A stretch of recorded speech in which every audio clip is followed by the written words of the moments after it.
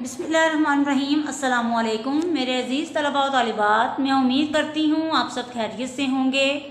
بیٹا آج ہم پڑھیں گے اپنی درسی کتاب کی نظم سچا لڑکا کے شعر نمبر 16 اور 17 کی نثر و تشریح۔ شعر نمبر 16۔ نہ ٹالا ہے لڑکے نے ماں کا حکم، مگر میں خدا کو ہوں بھولا ہوا۔ اس شعر کی نثر کچھ اس طرح ہوگی: لڑکے نے ماں کا حکم نہیں ٹالا ہے مگر میں خدا کو بھولا ہوا ہوں۔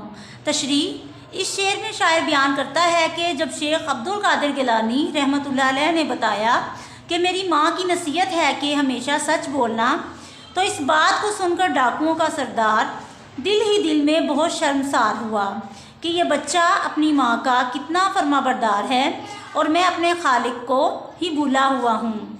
شعر نمبر 17۔ وہ رویا بہت اور ہوا شرمسار، اسی دن سے پھر چھوڑ دی لوٹ مار۔ شرمسار شرمندہ، لوٹ مار ڈاکہ یا قتل و غارت۔ اس شعر کی نثر کچھ اس طرح ہوگی: وہ بہت رویا اور شرمسار ہوا، پھر اسی دن سے اس نے لوٹ مار چھوڑ دی۔